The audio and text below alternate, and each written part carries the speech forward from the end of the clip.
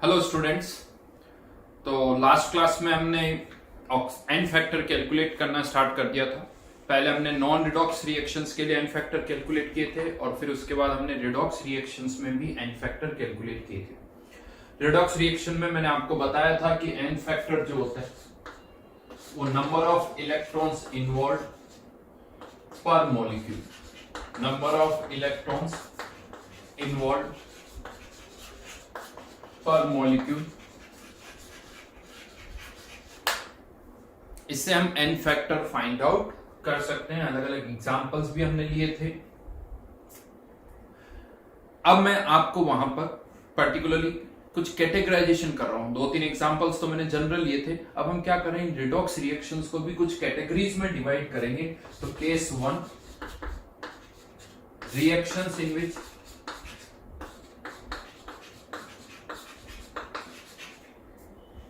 only one element undergoes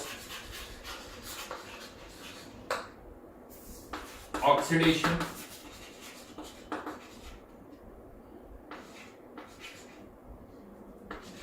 and one element in other compound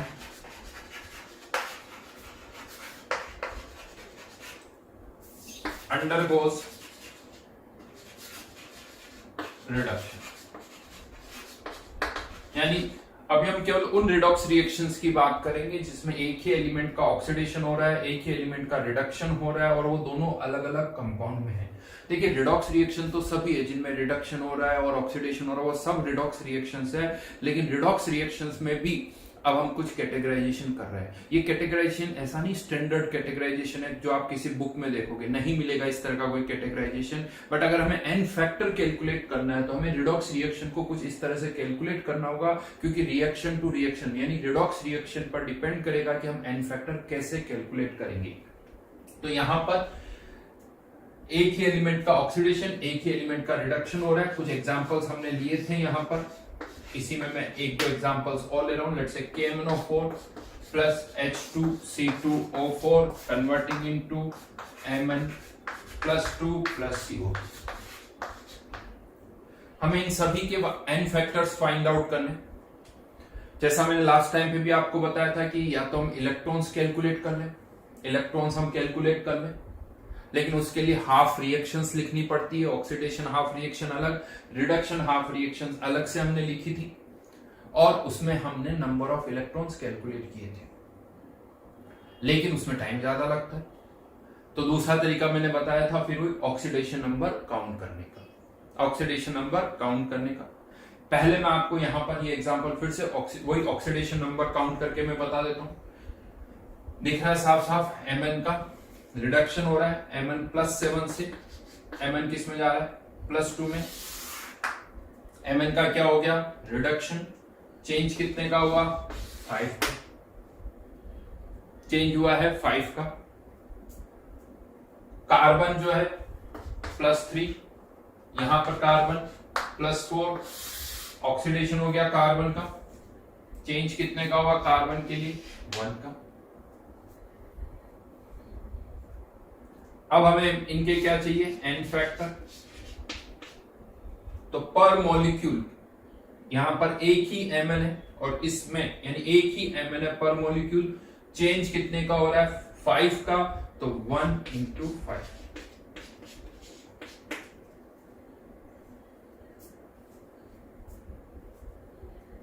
ठीक है, यहां पर भी इस Mn का एन फैक्टर भी 5 ही होगा, क्योंकि यही अपने आप में मॉलिक्यूल है तो एक ही Mn है, तो इसका एन फैक्टर भी 5। यहां पर जो चेंज हो रहा है वो 1 का है, लेकिन H2C2O4 में नंबर ऑफ कार्बन 2 है, 2 × 1 2, और यहां पर इसका एन फैक्टर चेंज 1 का और एक ही कार्बन है तो एन फैक्टर इसका 1। जैसा मैंने कहा था कि अगर आप इसको बैलेंस भी करोगे, अलग अलग रिएक्शंस लिख के इलेक्ट्रॉन्स काउंट करोगे, तो पर मॉलिक्यूल इसके साथ 5 इलेक्ट्रॉन्स आएंगे, पर मॉलिक्यूल 2 इलेक्ट्रॉन आएंगे, पर मॉलिक्यूल 5 इलेक्ट्रॉन आएंगे, पर मॉलिक्यूल 1 इलेक्ट्रॉन आएंगे। ये आप चेक कर सकते हो। चलिए एक बार कर ही लेते हैं, थोड़ी और प्रैक्टिस भी हो जाएगी।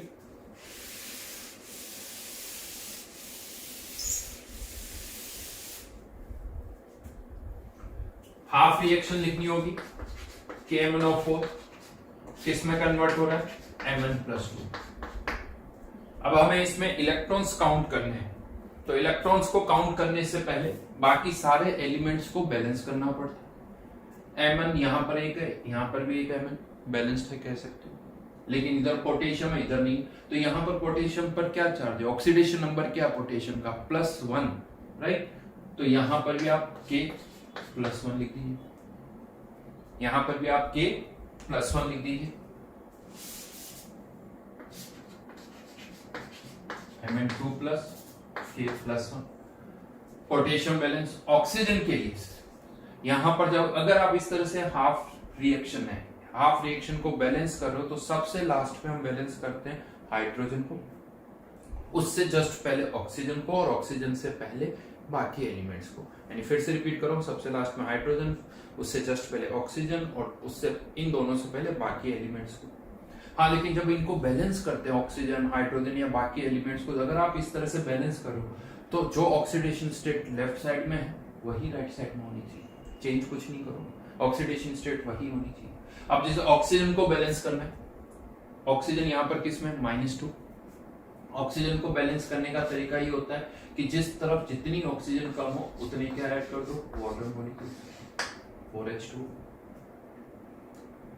यहां पर भी -2, यहां पर भी -2, ऑक्सीजन बैलेंस। अब किसको बैलेंस करना है, हाइड्रोजन को।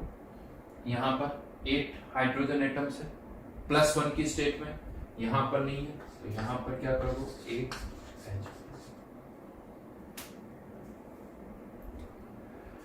अब आपको किसको बैलेंस करना है, हाइड्रोजन भी बैलेंस, ऑक्सीजन भी बैलेंस, पोटेशियम सब बैलेंस है। तो अब आप चार्ज को बैलेंस कर सकते हो with the help of electron.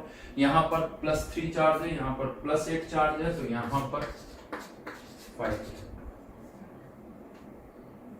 यहां पर 5 इलेक्ट्रॉन ऐड करो, इधर भी +3, इधर भी +3। अब देखिए आप पर मॉलिक्यूल ऑफ KMnO4 कितने इलेक्ट्रॉन इन्वॉल्व है, 5। पर मॉलिक्यूल ऑफ Mn कितने इलेक्ट्रॉन इन्वॉल्व है, 5। इसका इन फैक्टर भी 5, इसका इन फैक्टर भी 5, इसका भी 5। अब अगर हमें H2C2O4 का इन फैक्टर निकालना है, ये मैं पूरा डिटेल में बता रहा हूं, हम तो इसी तरह से करेंगे क्योंकि इसमें अच्छा खासा टाइम लगता है, लेकिन हाँ नंबर ऑफ इलेक्ट्रॉन्स हमें शो कर रहा हूं कि उतनी आएंगे। एन फैक्टर इस तरीके से निकालो, इस तरीके से निकालोगे, एन फैक्टर सेम आएगा। चलिए यहां निकालते हैं, ये 5 इलेक्ट्रॉन इसके साथ नहीं, इसके साथ ठीक है। कार्बन को बैलेंस करना होगा क्योंकि सबसे पहले जिसका रिडक्शन ऑक्सीडेशन हो रहा है, तो यहाँ 2 कार्बन है, यहाँ पर 1 है, तो सबसे पहले कार्बन को बैलेंस करना। ऑक्सीजन भी बैलेंस होगी, हाइड्रोजन के लिए 2H+, हाइड्रोजन भी बैलेंस होगी। और अब किसको बैलेंस करना है, चार्ज को, 2 इलेक्ट्रॉन, क्योंकि इस तरफ कोई चार्ज नहीं है, यहाँ इस पर 0, यहाँ +2 प्लस चार्ज, तो ये माइनस चार्ज, दोनों तरफ 0, इधर भी 0। अब आप एन फैक्टर निकाल सकते हो, पर मॉलिक्यूल 2 इलेक्ट्रॉन, पर मॉलिक्यूल 2 इलेक्ट्रॉन, तो एन फैक्टर। लेकिन यहाँ पर 2 मॉलिक्यूल के साथ 2 इलेक्ट्रॉन है, तो एक मॉलिक्यूल के साथ 1 इलेक्ट्रॉन ही होगा, तो इसका एन फैक्टर 1 आएगा।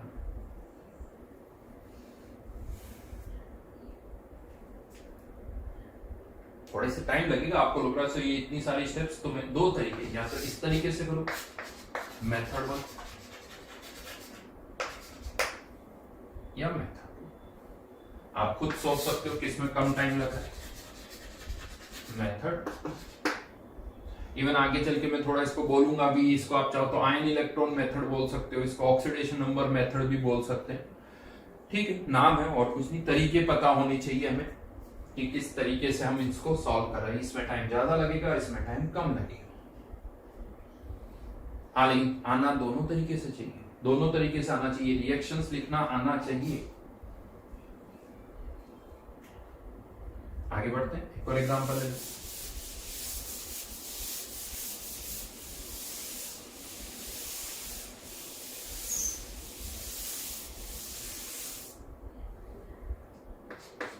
I2 plus Na2S2O3 converting into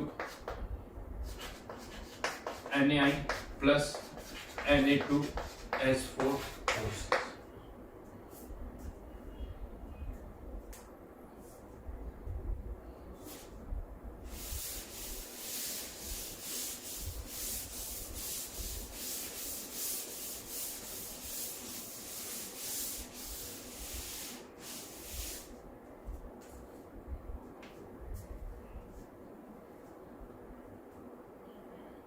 ठीक है,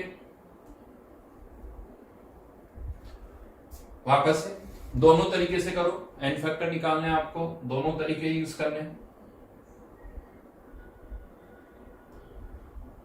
पहले बैलेंस करके बता देता हूं। चलिए NaN इलेक्ट्रॉन काउंट करते हैं। आयोडीन को बैलेंस करने के लिए 2 से मल्टीप्लाई कर दिया, आयोडीन को बैलेंस करने के लिए 2 से मल्टीप्लाई कर दी। Then twice Na plus,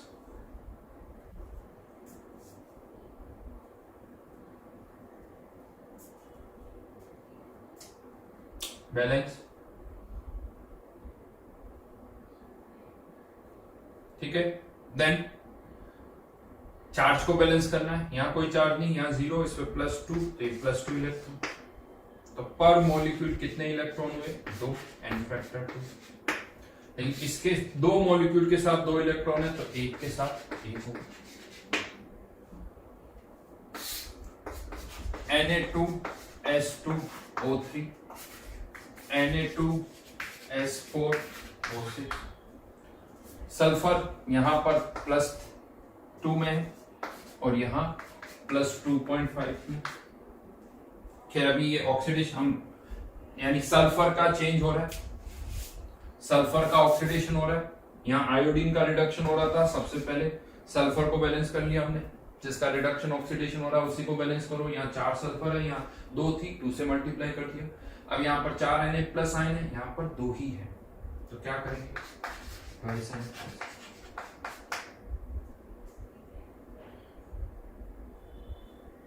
right.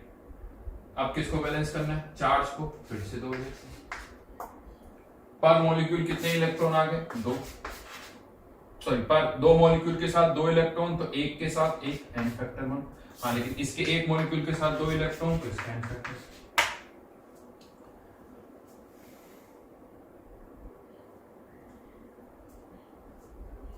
यहां से करें डायरेक्ट। आयोडीन के लिए चेंज, सल्फर के लिए चेंज। आयोडीन का चेंज 0 से -1, तो 1 का चेंज। सल्फर के लिए 0.5 का चेंज, +2 से 2.5। कितनी आयोडीन एटम्स है? 2, तो n फैक्टर इसका 1 × 2, या उल्टा लिख दो, कुल मिला के n फैक्टर 2 है। 2 एटम्स है, 1 का चेंज, n फैक्टर 2। यहां पर एक ही आयोडीन है, n फैक्टर 1 ही रहेगा। यहां पर 2 सल्फर है, लेकिन चेंज 0.5 का है, तो 2 × 0.5। और यहां पर 4 सल्फर है, चेंज 0.5 का, 4 × 0.5।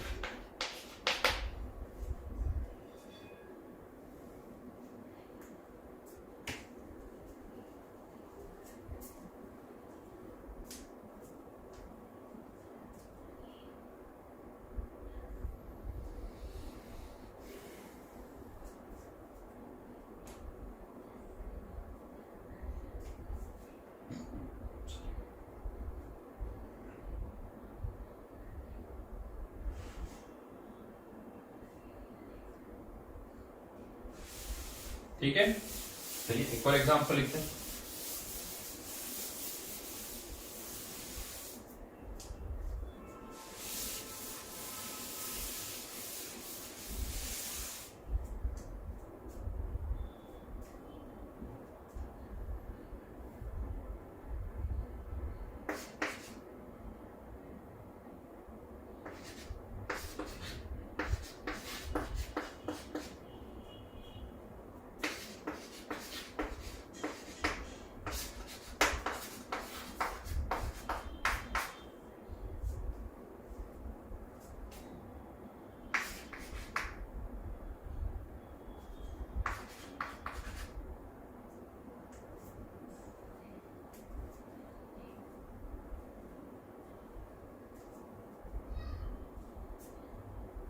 चारों का एन फैक्टर निकालना again K2Cr2O7 H2O3 2 minus SO4 2 minus और क्रोमियम +3।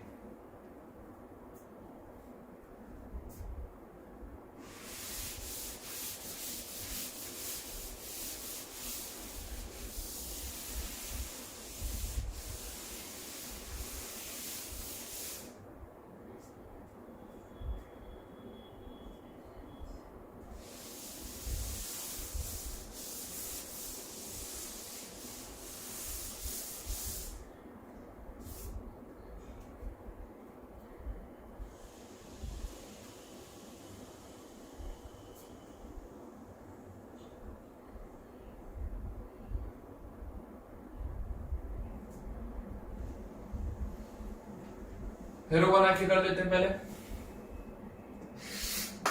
सल्फर +2 से +6 कितने का चेंज 4 का। यहां पर कितने का चेंज +6 से +3 3 का चेंज।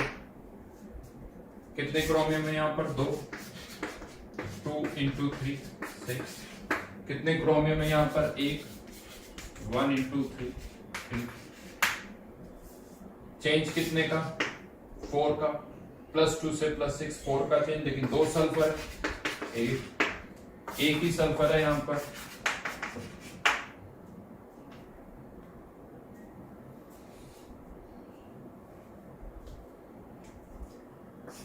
आयन इलेक्ट्रॉन मेथड से या इलेक्ट्रॉन्स काउंट करना चाहते हो, क्रोमियम +3 बैलेंस करो 2 क्रोमियम। पोटेशियम को फिर मैंने बैलेंस कर दिया 2K+। अब किसको बैलेंस करूंगा ऑक्सीजन को 7H2O। अब किसको बैलेंस करेंगे हाइड्रोजन, उधर 14 है इधर नहीं है 14H+। अब किसको बैलेंस करना पड़ेगा इलेक्ट्रॉन, उधर 14H+ है, यहाँ 6 + 2 8, यहाँ पर 14, तो कितने इलेक्ट्रॉन आ गए 6।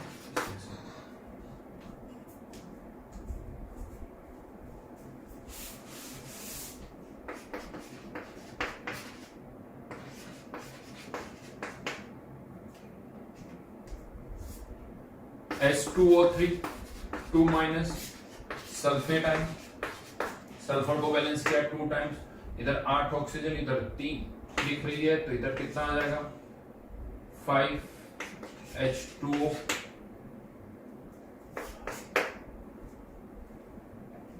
ऑक्सीजन बैलेंस इधर भी 8 उधर भी 8 10H+ आयन।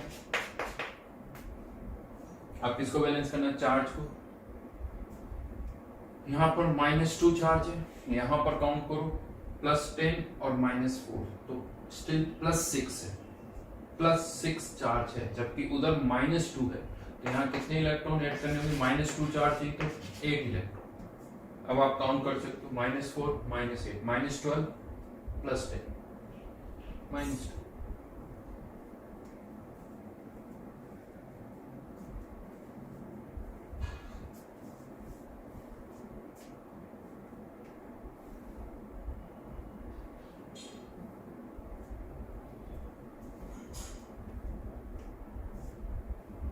कितने electron 8 n factor 8 8 electron 2 molecule n factor 2।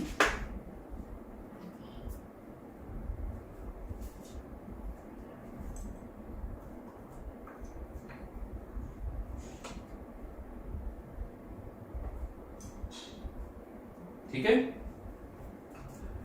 तो ये तो एक केस हुआ है, पर्टिकुलरली एक केस हुआ है जो मैंने आपको यहां पर बताया। अब आगे बढ़ते हैं, दूसरे केसेस पर आते हैं। केस 2, रिएक्शंस इन विच, लिख देता हूं, reactions in which more than one element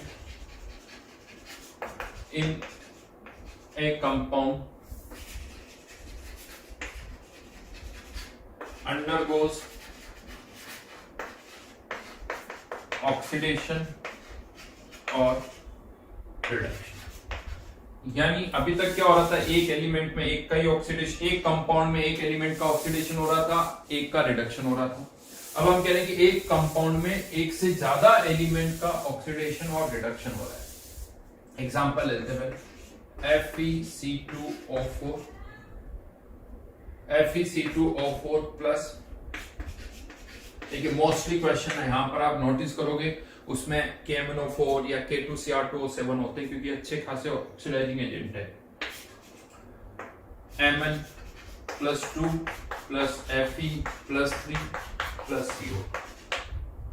पहले तो चेक करते हैं किसका रिडक्शन हो रहा है और किसका ऑक्सीडेशन हो रहा है, ये हमें चेक करना है। सोचो, आयरन ऑक्सिलेट आयन के साथ +2, कार्बन +3, नहीं समझ में आ रहा ऑक्सीजन का भी लिख लो -2 ही है। यहां पर Mn+7 में, यहां पर Mn+2 में, आयरन +3, कार्बन +2, आयरन +2 से +3 में ऑक्सीडेशन, कार्बन +3 से +4 ऑक्सीडेशन, यानी अब यहां पर कार्बन और आयरन दोनों का ही ऑक्सीडेशन हो रहा है, दोनों का ही ऑक्सीडेशन हो रहा है। रिडक्शन किसका हो रहा है? Mn का। जहां तक हम बात करें MnO4 किस में कन्वर्ट हो रहा है? Mn+2 में। तो इनका एन फैक्टर निकालने का तरीका तो अभी भी वही है, अभी भी वही। आप चाहो तो हाफ रिएक्शन लिख लो जैसा अभी हम करते आ रहे थे, रिडक्शन की हाफ रिएक्शन लिख ली, हो जाएगा। या डायरेक्ट यहीं से कर सकते हो। चेंज कितने का? 5 का। इसका एन फैक्टर भी 5, इसका एन फैक्टर भी 5, क्योंकि एक एक एटम। अब बात करते हैं FeC2O4 क्या एन फैक्टर, Fe+3 का एन फैक्टर और CO2 का एन फैक्टर। अब इसकी हम बात कर रहे हैं, ठीक है ना। अब FeC2O4 का केवल आपको एन फैक्टर निकालना है, केवल इसका एन फैक्टर अगर निकालना है तो अभी भी हम इसी तरह से एरो बनाकर कर सकते हैं। एरो बनाकर आप FeC2O4 का एन फैक्टर निकाल सकते हो, लेकिन इस तरह से एरो बनाकर आप इन दोनों का एन फैक्टर नहीं निकाल सकते हो। अगर ये सोच रहे हो क्यों, तो इसमें क्यों का कोई एक्सप्लेनेशन नहीं है। मैं आपको पहले ही कह चुका हूं, ये रूल्स बनाए गए ऑन पेपर, ऑब्वियसली ऐसे रूल्स बनाए गए जिससे सही सही आंसर आए। तो दोनों तरीके से नहीं कर सकते हो, मैं बताऊंगा क्यों नहीं कर सकते, वो अभी रिजल्ट आने के बाद अपने आप समझ में आ जाएगा। हाँ, लेकिन अगर आपको केवल FeC2O4 का एन फैक्टर निकालना है तो कैसे करेंगे? तो उसमें हाँ एक चेंज है। अब पहले क्या हो रहा था, केवल एक ही एलिमेंट का ऑक्सीडेशन हो रहा था, लेकिन अब 2 का हो रहा है, तो इसलिए मैंने यहां पर ये 2 एरो बना दी। यहां पर आयरन के लिए हम देखें चेंज कितने का हुआ, तो आयरन के लिए चेंज 1 का है, +2 से +3। कार्बन के लिए भी चेंज +3 से +4, चेंज 1 का हो गया। दोनों के लिए चेंज 1 का है। अब अगर मुझे इसका एन फैक्टर निकालना है तो फिर से वही तरीका, आयरन के एटम्स काउंट करो 1, आयरन का एक ही एटम है, चेंज भी 1, तो ये आयरन, प्लस कार्बन के 2 एटम है और चेंज कितने का? 1 का। बढ़ रहा है दोनों के लिए, इसमें भी +1, इसमें भी +1, इसीलिए ऐड होंगे। अगर एक का बढ़ रहा है एक का कम हो रहा होता तो माइनस होते, फिर अभी दोनों का ही बढ़ रहा है तो यहां पर ऐड हो जाएंगे। ये 1, चेंज 1 का, कार्बन कितने 2, तो ये हो जाएगा 1 + 2 यानी 3। अगर आप आयन इलेक्ट्रॉन मेथड से अभी जैसे इलेक्ट्रॉन्स काउंट करोगे तो इसमें भी 3 इलेक्ट्रॉन आएंगे, वो 3 इलेक्ट्रॉन आएंगे। हाँ, लेकिन अब क्या हम इसी तरीके से इनका भी एन फैक्टर यहीं से निकाल दें? वो आप नहीं कर सकते। अगर मुझे इन दोनों का एन फैक्टर निकालना है तो मुझे इस हाफ रिएक्शन को बैलेंस करके लिखना पड़ेगा, उसमें इलेक्ट्रॉन्स काउंट करने पड़ेंगे और फिर पर मोल ऑफ Fe+3 और CO2 कितने इलेक्ट्रॉन्स हैं वही इनका एन फैक्टर होगा, वही इनका एन फैक्टर होगा। करके देख लेते हैं क्या आता है। मुझे इन दोनों का एन फैक्टर निकालना है, इसका निकाल चुके, इसका निकाल चुके, इसमें तो कुछ भी चेंज नहीं हुआ।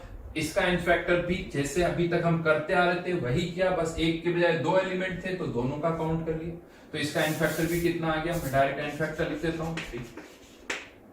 लेकिन अगर हमें उन दोनों का एन फैक्टर निकालना है तो FeC2O4 Fe+3 प्लस CO2,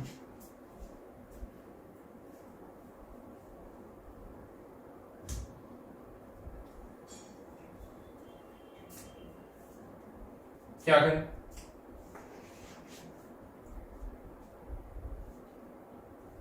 इसको 2 से क्या कर दो? मल्टीप्लाई कर दो। आयरन बैलेंस है, कार्बन भी बैलेंस हो गया और लकीली ऑक्सीजन भी बैलेंस हो गई। नहीं होती तो हम H2 ऐड कर देते, नहीं होती तो हम H2 ऐड कर देते। प्लस चार्ज को बैलेंस करना है, कितने इलेक्ट्रॉन आ गए? 3 इलेक्ट्रॉन। कितने इलेक्ट्रॉन? 3। अब क्या करेंगे? चेक करो पर मॉलिक्यूल किसमें कितने इलेक्ट्रॉन्स इन्वॉल्व है, किसके साथ कितने इलेक्ट्रॉन इन्वॉल्व है? पर मॉलिक्यूल 3 इलेक्ट्रॉन, स्पैन फैक्टर 3।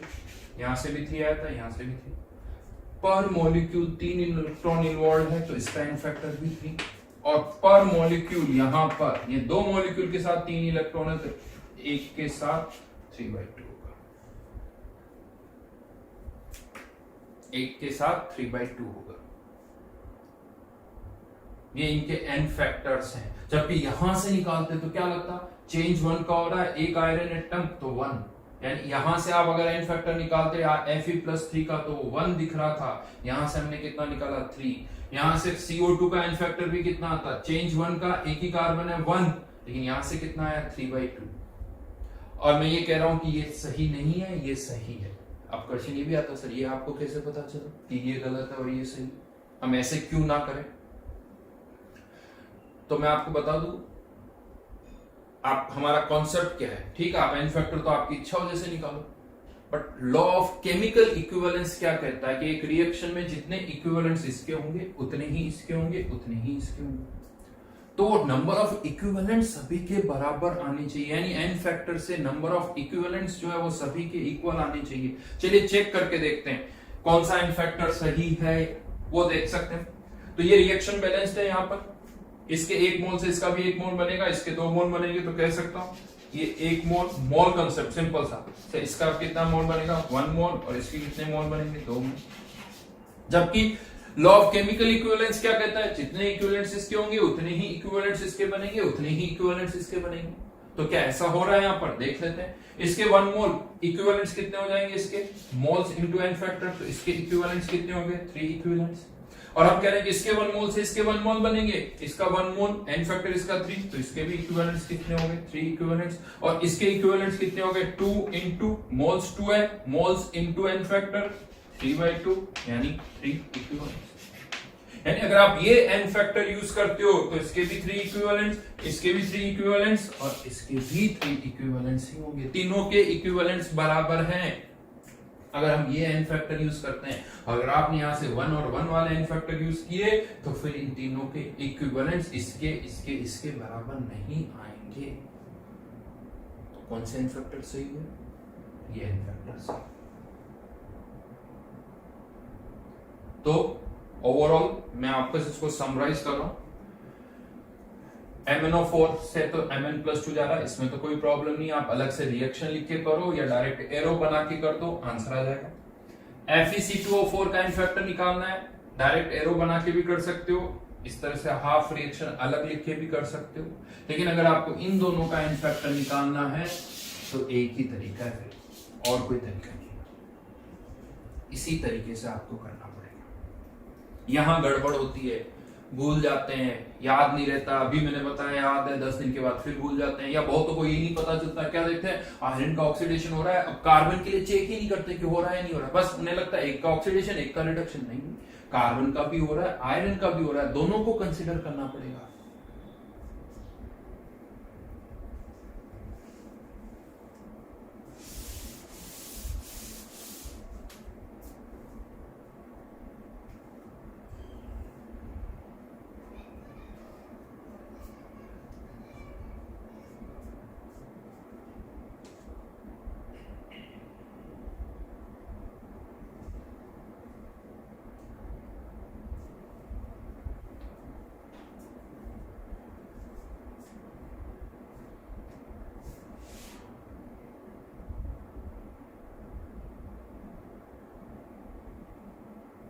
ठीक है, चलिए और एग्जांपल करते हैं।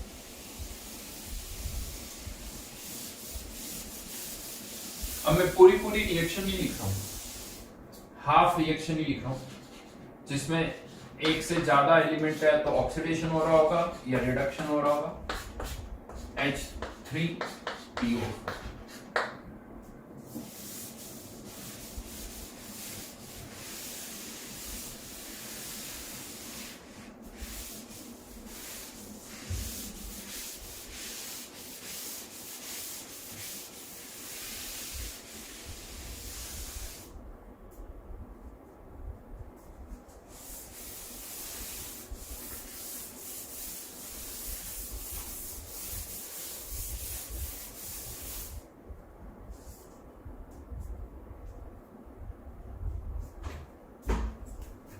चेक करो किसका ऑक्सीडेशन हो रहा है, किसका रिडक्शन हो रहा है।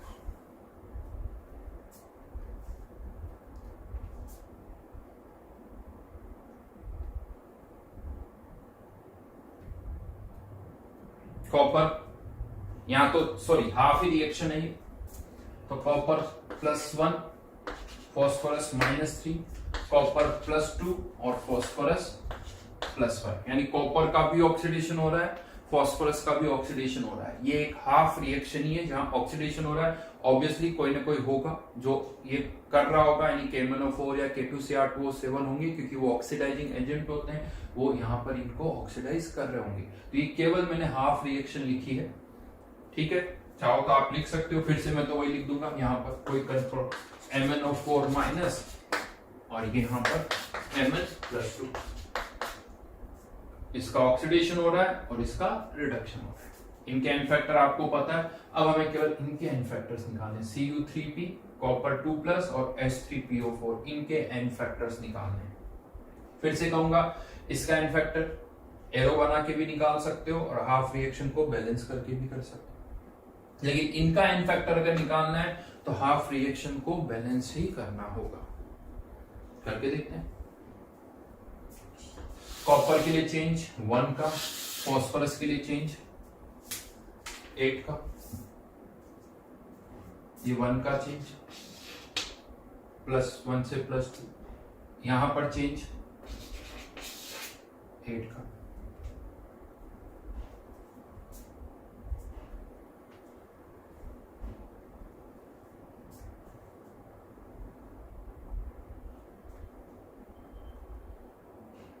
ठीक है। अब इसका एन फैक्टर निकालना है। कॉपर के लिए चेंज 1 का, 3 कॉपर है 3, फॉस्फोरस एक ही है, चेंज 8 का 8, तो 11। लेकिन अब अगर हमें इन दोनों का एन फैक्टर भी निकालना है तो फिर हाफ रिएक्शन को बैलेंस ही करना होगा। कॉपर +2 + H3PO4, क्या कॉपर बैलेंस है? नहीं है, तो कॉपर के लिए बैलेंसिंग के लिए 3 लिख दो। क्या फॉस्फोरस बैलेंस है? तो कॉपर और फॉस्फोरस यानी जिनका ऑक्सीडेशन और रिडक्शन हो रहा है वो बैलेंस्ड हो गए। अब किसको बैलेंस करेंगे? ऑक्सीजन को। तो ऑक्सीजन की बैलेंसिंग के लिए क्या हो जाएगा? 4H2, ऑक्सीजन भी बैलेंस। अब किसको बैलेंस करना है? हाइड्रोजन को। यहाँ पर 8, यहाँ पर 3, कितने हाइड्रोजन आ जाएंगे? 5H+। अब किसको बैलेंस करना है? चार्ज को। इधर कोई भी चार्ज नहीं दिख रहा, 0 0, यहाँ +6, यहाँ +5, कितने इलेक्ट्रॉन?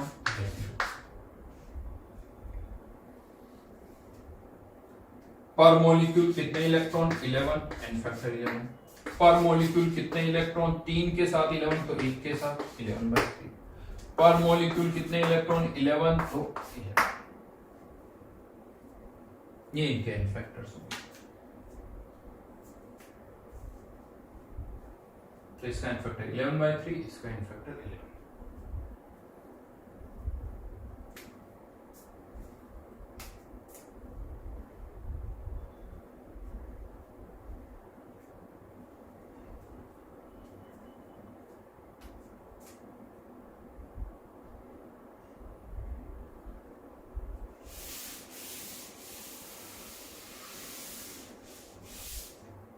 एक और एग्जांपल कर लेते हैं। दोनों तरीके से करना है, तभी आदत पड़ी। ऐसा नहीं कि सर ठीक है एक ही तरीके से करना है, नहीं, दोनों तरीके से करना है। इवन मैं बता दूं, ज्यादातर केसेस में जब क्वेश्चंस आते हैं ना, तो इसी का एन फैक्टर, इन्हीं के एन फैक्टर्स की जरूरत होती है, तो एरो बनाकर ही काम चल जाता है। लेकिन आपको प्रैक्टिस दोनों की करनी है, क्योंकि अगर प्रैक्टिस करेंगे तभी वो याद रहता है, नहीं तो हम किसी और तरीके से एन फैक्टर निकाल देंगे और आंसर वो गलत हो जाएगा। चलिए एक एग्जाम्पल और कर लेते हैं।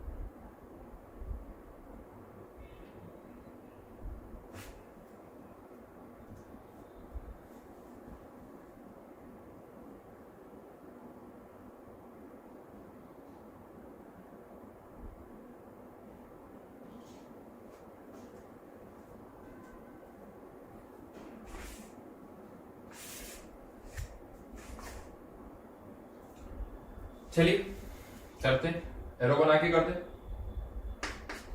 +3 -2 +5 +4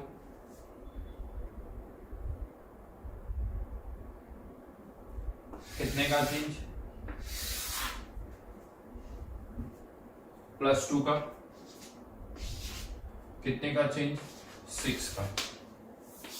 कितने 8 से निकले यहां पर? 2, तो 2 × 2 4, 3 × 3 × 6 18 22। एन फैक्टर 22, लेकिन इन दोनों का एन फैक्टर निकालना है, पूरी रिएक्शन को बैलेंस करना होगा। AS2 S3 इलेक्ट्रॉन्स काउंट करने होंगे। ये 2 टाइम्स, यहाँ पर ये 3 times. Arsenic balance, sulphur balance आप किसको करेंगे? ऑक्सीजन को। 8 + 6 14 H2। अब किसको बैलेंस करेंगे? हाइड्रोजन 28, यहाँ पर 6 है 22H+। कितने इलेक्ट्रॉन? 22 इलेक्ट्रॉन। 22 इलेक्ट्रॉन पर मॉलिक्यूल। कितने इलेक्ट्रॉन? 22, तो 22 पर मॉलिक्यूल। 2 मॉलिक्यूल के साथ 22, तो एक के साथ 11। इसका एन फैक्टर 22 / 3।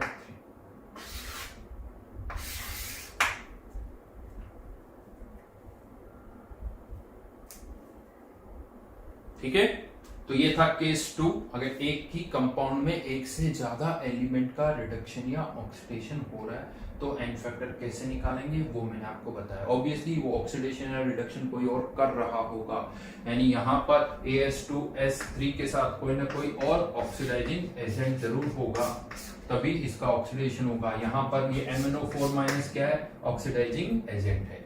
ठीक है, चलिए अब आ जाते हैं केस 3 पर।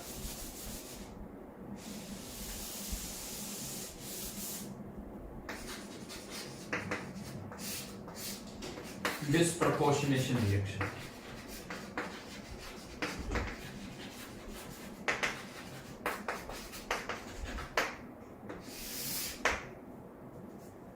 Disproportionation reaction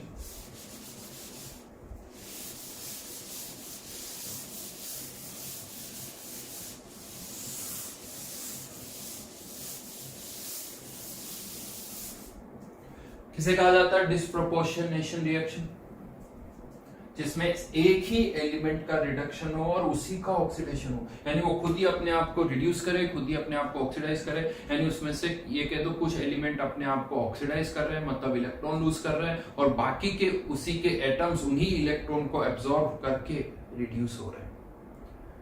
self reduction, self oxidation भी आप इसको बोल सकते हो, जिसे हम कहते हैं डिस्प्रपोर्शनेशन। एग्जाम्पल, जैसे एक जनरल पहले केस लेता हूं, A converting into A N1 plus A N2 minus, यानी A के कुछ एटम्स, अभी ये बैलेंस नहीं, ऐसा नहीं कि एक एटम से 2 कैसे बन गए, बैलेंस नहीं है। A के कुछ एटम्स ऑक्सीडाइज हो रहे हैं और A के कुछ एटम्स रिड्यूस हो रहे हैं।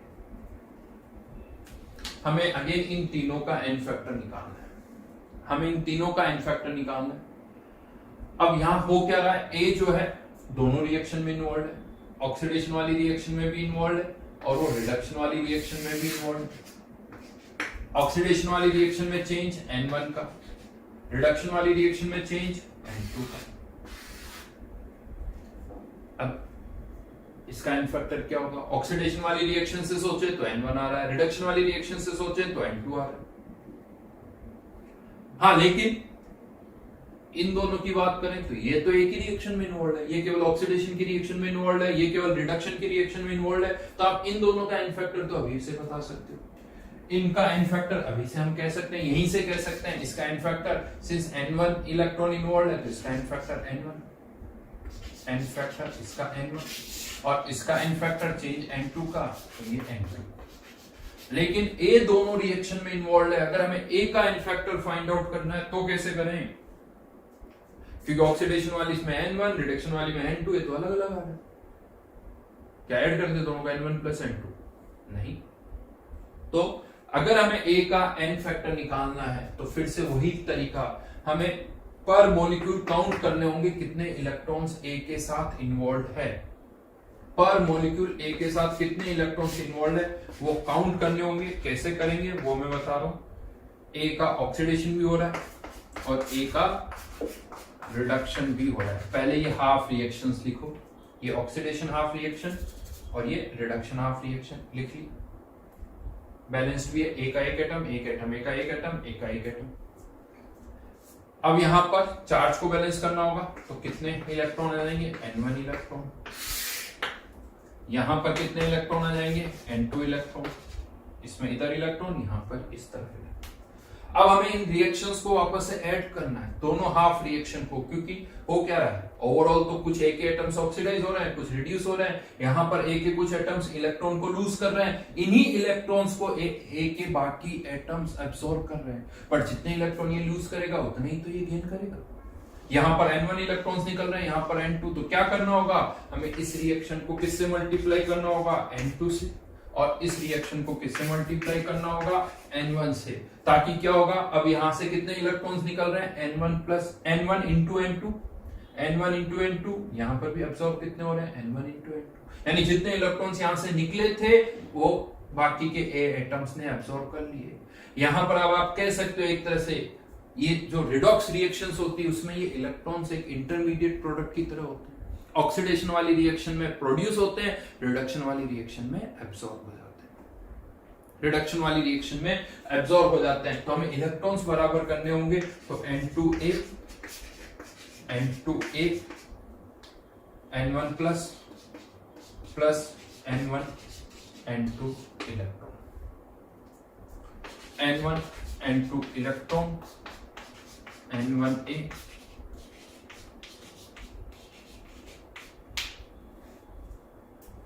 यहां पर भी उतने इलेक्ट्रॉन, यहां पर भी उतने इलेक्ट्रॉन।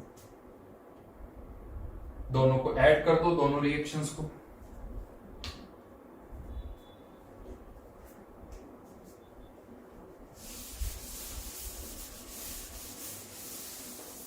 तो क्या हो जाएगा, यहां पर n2a, यहां पर n1a, तो n1 प्लस n2a। A के टोटल इतने एटम्स या इतने मॉलिक्यूल्स इन्वॉल्व हैं। और क्या आएगा लेफ्ट हैंड साइड में, n1 n2 electron giving n2a n1 plus n1a n2 minus plus n1 n2 electron. आप इन्हें कैंसिल आउट कर सकते हो। जैसे मैंने कहा ये इंटरमीडिएट प्रोडक्ट की तरह है, एक रिएक्शन में बन रहे हैं, दूसरे में एब्सॉर्ब हो रहे हैं, इसलिए ओवरऑल रिएक्शन में तो ये नहीं दिखेंगे। हाँ, लेकिन अगर मैं यहाँ पर आपसे पूछता हूँ इस रिएक्शन में इलेक्ट्रॉन्स कितने इन्वॉल्व है, तो आंसर आना चाहिए n1 n2 इलेक्ट्रॉन्स इन्वॉल्व है।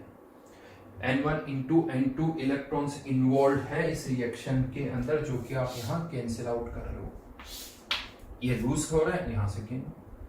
अब यहां पर अगर हमें A का n फैक्टर निकालना है तो वही तरीका, पर मॉलिक्यूल कितने इलेक्ट्रॉन्स इन्वॉल्व है, तो राइट नाउ कितने मोल्स इन्वॉल्व है, n1 प्लस n2। इलेक्ट्रॉन कितने, n1 इंटू n2। तो पर मॉलिक्यूल कितने होंगे, यूनिटी लगा दो, n1 into n2 divided by n1 plus n2। इसका n फैक्टर निकालना है तो number of electrons involve n1 n2 upon इसके नंबर ऑफ मोल्स n2। तो ये टर्म कैंसिल आउट हो गई, तो क्या बचा n1, यहां से भी क्या था n1। इसी तरह से इसका n फैक्टर भी आप निकाल लीजिए, n1 n2 अपॉन n1, ये हो गया। यानी वही आए इनके n फैक्टर्स, लेकिन हाँ इससे हमें A का n फैक्टर भी पता चल गया, A का n फैक्टर भी पता चल गया।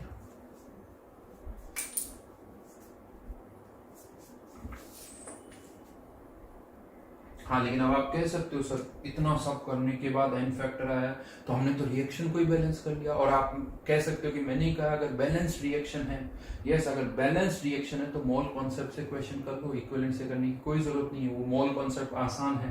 तो यहाँ पर तो हमने रिएक्शन को ही बैलेंस कर लिया। अब अगर मुझे A के मोल्स पता है तो मैं डायरेक्ट इस A के इसके मोल्स बता दूंगा, यूनिटी तो लगानी है। क्यों उसको हम इक्विवेलेंट्स में कन्वर्ट करेंगे, फिर इक्विवेलेंट से वापस मोल्स में कन्वर्ट करेंगे। तो कह सकते हो ये तो काफी लेंथी है, लेंथी तो दिख रहा है, लेकिन अगर हम इस फाइनल आंसर को देखें तो फाइनल आंसर क्या है, n1 n2 upon n1 plus n2 है। बेसिकली ये जो फाइनल आंसर है वो क्या बता रहा है आपको कि ए का अगर आपको एन फैक्टर निकालना है तो N1 क्या है, ए का ऑक्सीडेशन वाली रिएक्शन में एन फैक्टर। तो अगर आपको इस तरह से किसी एलिमेंट जिसका डिस्प्रोपोर्शनेशन हो रहा है उसका एन फैक्टर निकालना है तो उसका केवल ऑक्सीडेशन वाली रिएक्शन में एन फैक्टर निकालो, रिडक्शन वाली रिएक्शन में एन फैक्टर निकालो, उनको मल्टीप्लाई करके उनको उनकी से डिवाइड भी कर दो, यानी n oxidation n reduction divided by n oxidation plus n reduction. उससे क्या होगा, अब ये सारी स्टेप्स आपको लिखने की जरूरत नहीं पड़ेगी। दिख रहा है इसका एन फैक्टर N1 इसका N2, ये पुट कर दो, यहीं पर काम हो जाएगा। यानी ये बैलेंसिंग आपको नहीं करनी पड़ेगी।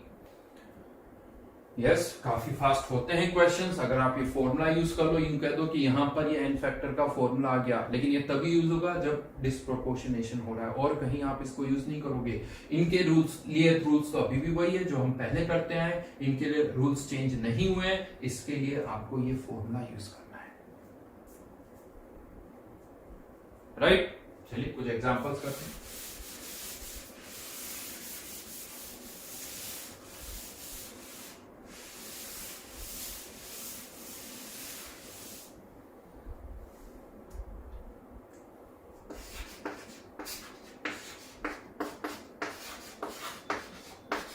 इन तीनों के एन फैक्टर्स आपको फाइंड आउट करने हैं। बी केयरफुल, ये फॉर्मूला जरूर ऐड हुआ है लेकिन पुराने जितने भी रूल्स है वो तो फॉलो करने ही है। ऑक्सीडेशन वाली रिएक्शन में इसका एन फैक्टर निकालो, रिडक्शन वाली रिएक्शन में एन फैक्टर निकालो, और फिर ये फॉर्मूला लगा दो। इनके लिए रूल्स पता ही आपको, करिए तीनों के एन फैक्टर्स निकालो।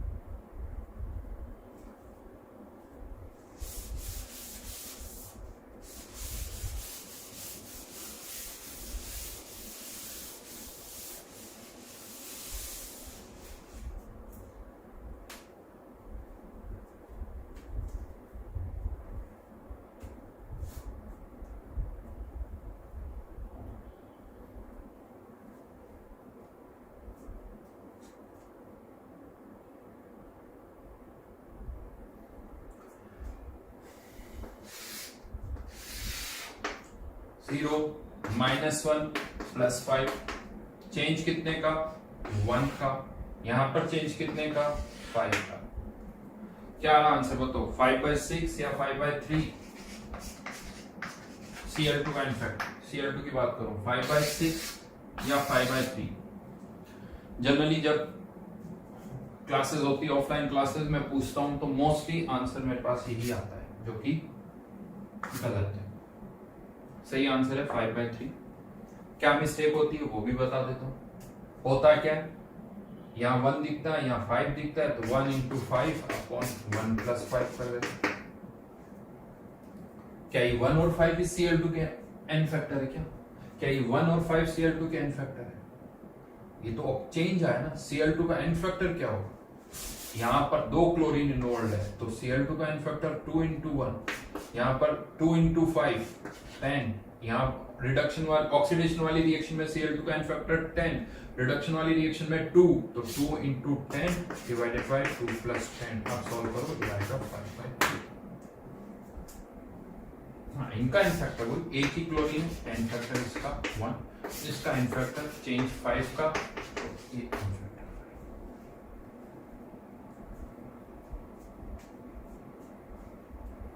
मिस्टेक नहीं होनी चाहिए, याद रखें।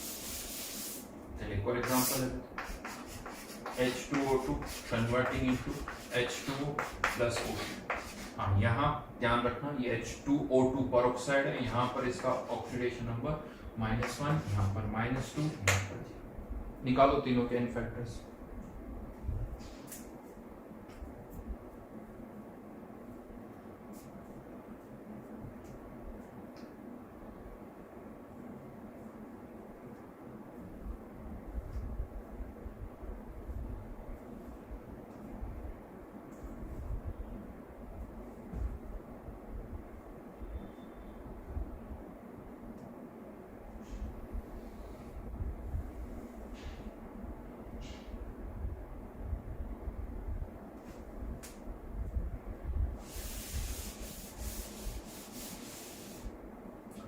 चेंज कितने का?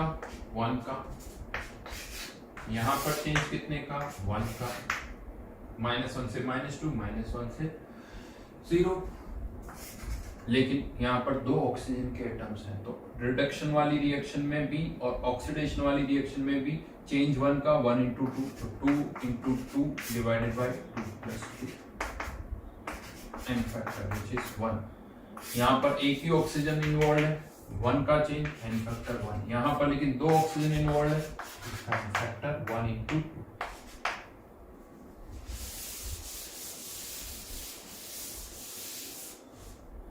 एक और एग्जांपल करो, P4 converting into PH3 plus H3PO4, तीनों का n फैक्टर।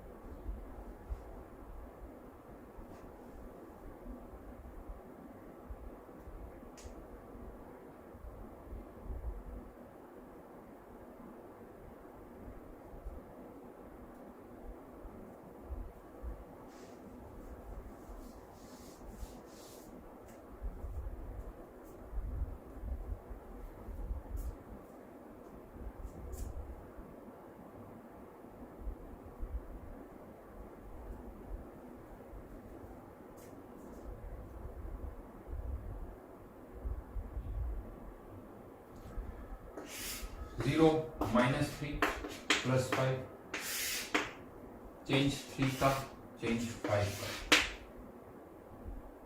राइट। लेकिन कितने फॉस्फोरस है? 4, तो 12 × 20 + 12 + 20, यानी ये आ जाएगा कि 32, तो 3 × 20 डिवाइडेड बाय 8। फिर से करें हम इसको 4 से, तो 5, 15, 5। इसका n फैक्टर 3, चेंज 3 का, इसका n फैक्टर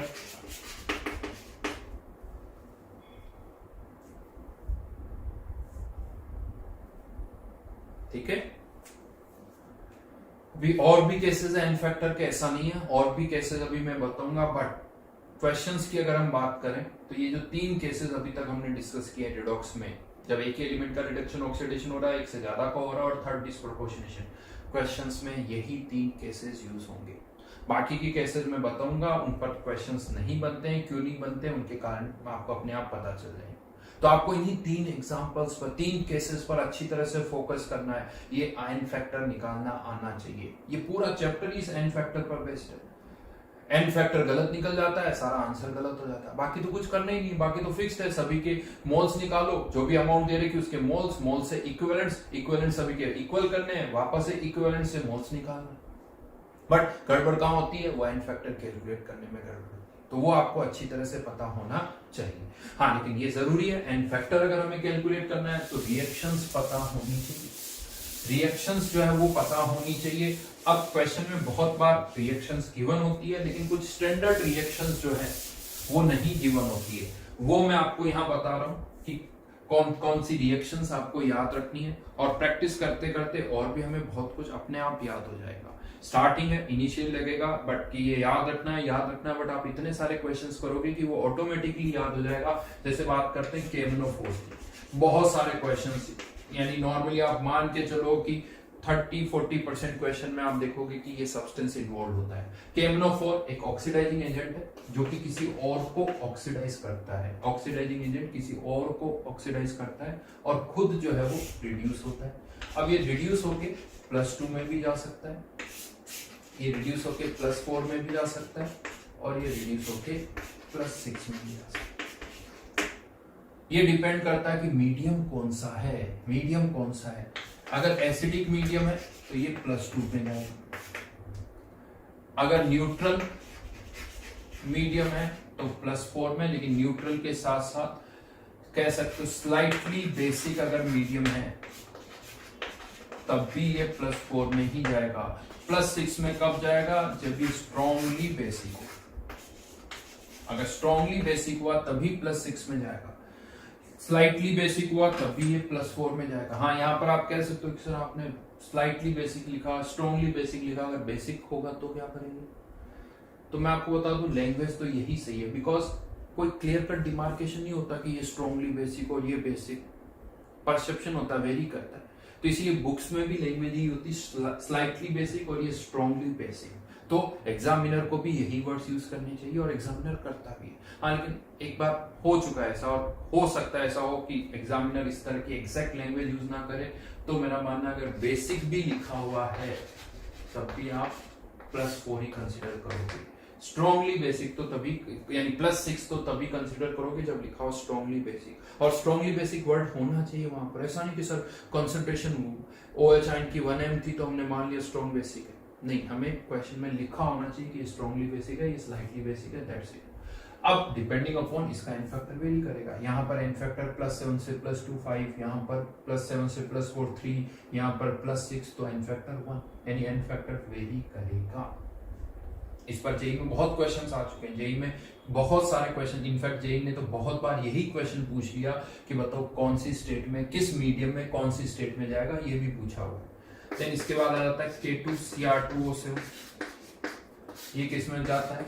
K2Cr2O7 में क्रोमियम +6 में। एक अच्छी बात है, यहाँ पर ज्यादा कोई कंफ्यूजन नहीं है, क्रोमियम +6 से +3 दो ही ऑक्सीडेशन स्टेट, +3 से ऑक्सीडाइज होकर +6 में, +6 से रिड्यूस होकर +3 में, तो यही कन्वर्जन होता है और कोई मतलब नहीं। इसके अलावा कुछ होगा तो क्वेश्चन में अलग से गिवन होगा, ये याद रखना।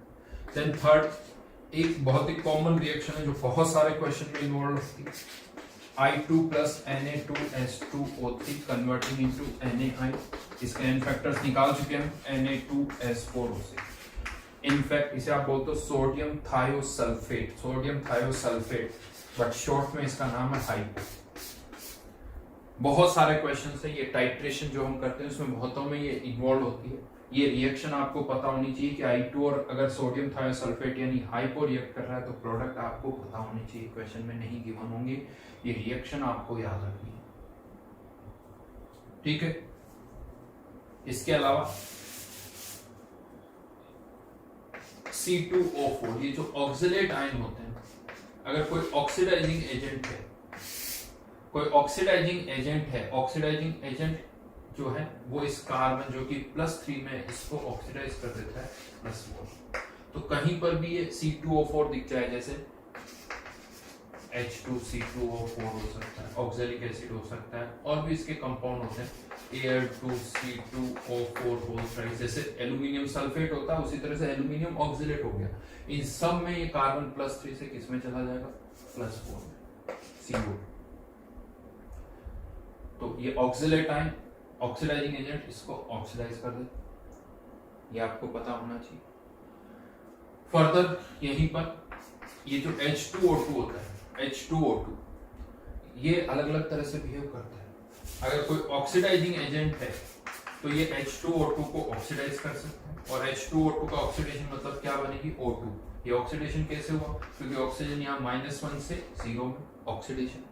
लेकिन अगर कोई रिड्यूसिंग एजेंट हुआ तो वो इसको रिड्यूस भी कर सकता है, उस केस में ये -1 से -2 H2। और तीसरा केस आता है जब H2O2 किसी के साथ रिएक्ट नहीं कर रहा है, पेरोक्साइड की बोतल को आप ओपनली छोड़ दो, खुली छोड़ दो, ये इसका डिस्प्रोपोर्शनेशन हो जाता है, रिडक्शन और ऑक्सीडेशन भी हो जाता है। यानी तीनों में H2O2 के प्रोडक्ट अलग है, यहाँ ऑक्सीडेशन या रिडक्शन या डिस्प्रोपोर्शनेशन। एन फैक्टर निकाल सकते हो आप इन तीनों केसेस में, -1 से 0 चेंज 1 का, लेकिन 2 ऑक्सीजन एटम है तो एन फैक्टर यहाँ पर 2, इनफैक्ट -1 से -2 तो यहाँ पर भी एन फैक्टर 2 है। इसका एन फैक्टर जस्ट अभी थोड़ी देर पहले हमने निकाला है, इसका एन फैक्टर 1। कोई फॉर्मूला लगाना पड़ेगा, 2 × 2 डिवाइड बाय 2 + 2, राइट। धीरे धीरे और पता चलेगी, रिएक्शंस अपने आप समझ में आ जाएगी। इवन समटाइम्स क्या रिएक्शन हो सकती है, कैसे प्रोबेबिलिटी तो बहुतों की आती है कि सर ये भी तो हो सकता है, ये भी हो सकता है, ये भी हो सकता है, ये भी हो सकता है, लेकिन हमें ये सोचना होगा कि अगर हमने सब कुछ कंसिडर कर लिया तो क्या प्रॉब्लम सॉल्व होगी। उसमें से सबसे ज्यादा ऑब्वियस कौन से, यानी किसी का ऑक्सीडेशन हो रहा है, हम कहते हैं इसका भी हो सकता है सर, इसका भी हो सकता है। अगर आप सबका ऑक्सीडेशन कंसिडर कर रहे हो तो हो सकता है क्वेश्चन ही सॉल्व ना हो। फिर जो मोस्ट ऑब्वियस है हमें उसको कंसिडर करना पड़ेगा, जो मोस्ट ऑब्वियस है उनको कंसिडर करना होगा। मोस्ट ऑब्वियस क्या है वो अपने आप समझ में आएगा जब आप क्वेश्चन करने लगोगे तो, ठीक है। तो आज अभी हमने केवल एन फैक्टर निकाले हैं, फिर से कहूंगा और भी कुछ केसेस हैं एन फैक्टर के, वो फिर हम आगे करेंगे, बट पहले इन पर कुछ क्वेश्चंस करेंगे ताकि समझ में आए कि एप्लीकेशन समझ में आए, इंपॉर्टेंस समझ में आए एन फैक्टर का, जो इतनी मेहनत की इससे क्वेश्चंस कितनी आसानी से सॉल्व होते हैं वो हमें देखना होगा, ठीक है। तो चलिए इससे आगे फिर हम नेक्स्ट क्लास में करेंगे। Thank you.